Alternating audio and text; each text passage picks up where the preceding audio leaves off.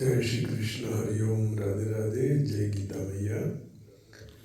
सर्ववेदमयी गीता सर्वधर्ममयो,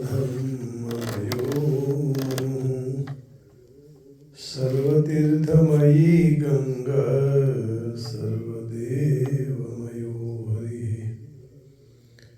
मलनिर्मोचनं पुंसां गंगा स्नानं दिने दिने, सकृतगीताम्भसि स्नानं संसारमलिनाशनम्।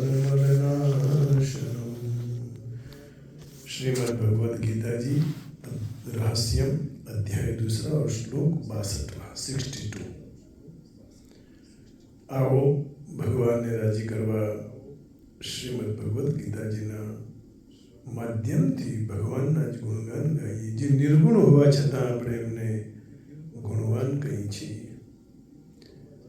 તો સગુણ અને નિર્ગુણની ઉપાસના કરતા કરતા સાધક પરમ ચરમ सीमा ભક્તિના સ્થાને પહોંચતો હોય છે। आओ भगवान श्रीमद् भगवद गीता जी में अर्जुन को स्थित प्रज्ञ के लक्षण कहते हुए आगे 62वें श्लोक में बताते हैं कि उपर्युक्त प्रकार से मन सहित इंद्रियों को वश में न करने से, माने तानि सर्वाणि संयम्य युक्त आसीत मत्परः वशे हि यस्येन्द्रियाणि तस्य प्रज्ञा प्रतिष्ठिता। जो इंद्रियों को वश में नहीं करता है और भगवत परायण न होने से फिर उसको क्या हानि होती है, तो अब बात श्लोक में 2 श्लोक में बतलाते हैं। भगवान ने कहा कि साधक को चाहिए कि उन संपूर्ण इंद्रियों को वश में करके समाहित चित्त हुआ मेरे परायण होकर ध्यान में बैठे, क्योंकि जिस पुरुष की इंद्रियां वश में होती हैं उसकी बुद्धि स्थिर हो जाती है। अब नहीं हुई तो फिर क्या होगा, तो आगे इसी श्लोक में बताते हैं। ध्यायतो विषयान् पुंसः संगस्तेषुपजायते, संगात् संजायते कामः, कामात् क्रोधो विजायते। विषयों का चिंतन करने वाले पुरुष की उन विषयों में आसक्ति हो जाती है, आसक्ति से उन विषयों की कामना उत्पन्न होती है और कामना में विघ्न पड़ने से क्रोध आता है। ये सही बात है, हम सबकी इच्छा जब पूरी नहीं होती तो भी क्रोध आने लगता है। तो विषयों का चिंतन करने वाले मनुष्य की उनमें आसक्ति उत्पन्न होते हो जाती है। इस कथन का क्या भाव है, तो इससे यह भाव दिखलाया गया कि जिस मनुष्य की भोगों में सुख और रमणीय बुद्धि है, जिसका मन वश में नहीं है और जो परमात्मा का चिंतन नहीं करता, ऐसे मनुष्य का परमात्मा में प्रेम उनका आश्रय न रहने के कारण उसके मन द्वारा इंद्रियों के विषयों का चिंतन होता रहता है। इस प्रकार विषयों का चिंतन करते करते उन विषयों में उसकी अत्यंत आसक्ति हो जाती है, तब फिर उसके हाथ की बात नहीं रहती, उसका मन विचलित हो जाता है। तो ध्याय तो विषयान् पुंसः, विषयों का चिंतन नहीं करना चाहिए। विषयों के चिंतन से क्या सभी पुरुषों के मन में आसक्ति उत्पन्न हो जाती है? जवाब देते हैं, जिन पुरुषों को परमात्मा की प्राप्ति हो गई है उनके लिए तो विषय चिंतन से आसक्ति होने का कोई प्रश्न ही नहीं रहता। परम दृष्ट्वा निवर्तते। उससे भगवान ऐसे पुरुषों में आसक्ति का अत्यंत अभाव बतला चुके हैं। मन आसक्ति से जो मुक्त हो जाता है वह निरासक्त होकर परमात्मा को प्राप्त कर लेता है। इसके अतिरिक्त अन्य सभी के मनों में न्यूनाधि रूप में आसक्ति उत्पन्न हो जाती है। अब तीसरा प्रश्न क्या करते हैं कि आसक्ति से कामना का उत्पन्न होना क्या है और कामना से क्रोध का उत्पन्न होना क्या कहना चाहते हैं? तो उत्तर में कहते हैं कि विषयों का चिंतन करते करते जब मनुष्य की उनमें अत्यंत आसक्ति हो जाती है, उस समय उसके मन में नाना प्रकार के भोग प्राप्त करने की प्रबल इच्छा जागृत हो उठती है।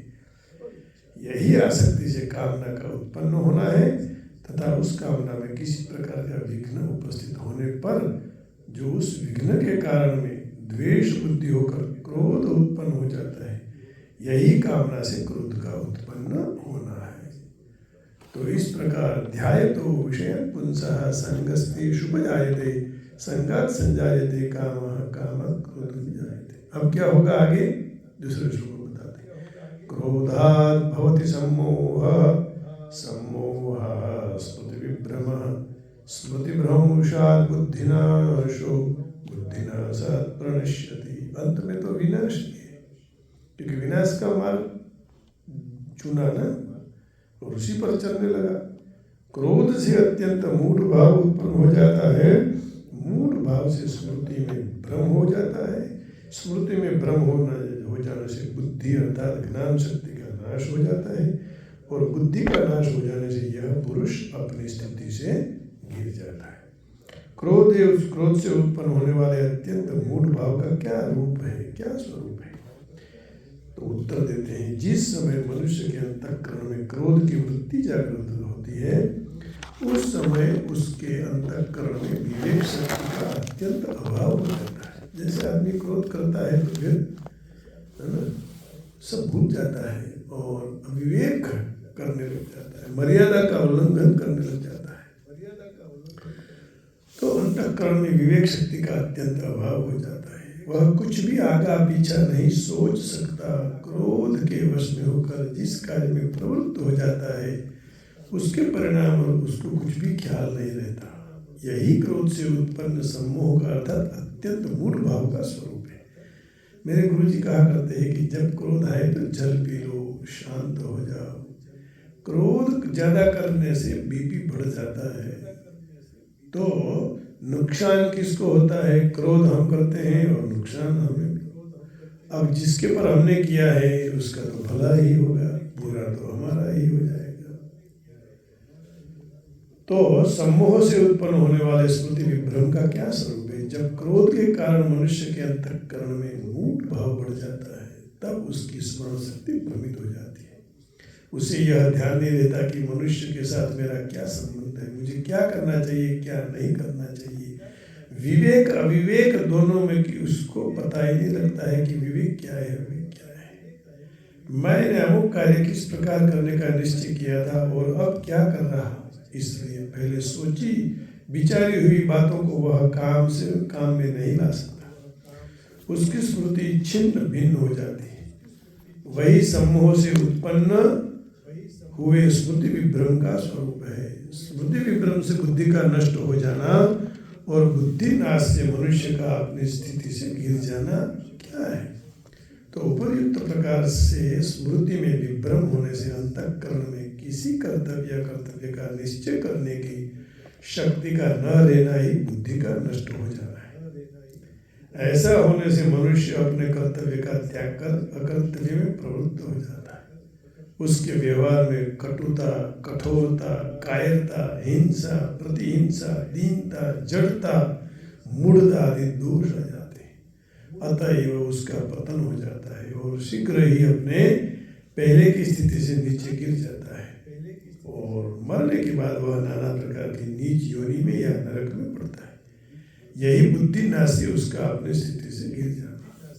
मन बुद्धि ही नहीं रहेगी तो बुद्धि नाशत प्रणश्यति, नाश ही हो जाता है। तो आज इस सत्संग में 62 और 63 दोनों श्लोकों का सत्संग आपके सामने मेरी वाणी को पवित्र करने के लिए मैंने गाया। जो कुछ समझा वो आपके सामने प्रस्तुत किया। उसमें कोई भी गलती यदि हो जाए तो हमें क्षमा कर देना, क्योंकि इस संसार में कितना भी धन कमाते रहेंगे लेकिन धन से मन की शांति नहीं मिलती है। शांति केवल किस में आती है, किससे आती है? तो हरि भजन से आती है। नहीं तो कब के हम तो खो जाते हैं इस संसार में। लेकिन इसी को पकड़ने से कभी भी कैसे भी कोई भी देवता का नाम स्मरण कर लो, जीवन धन्य हो जाता है, मंगल हो जाता है। आइए, शांति धन से नहीं मिलती है, उसका एक भजन।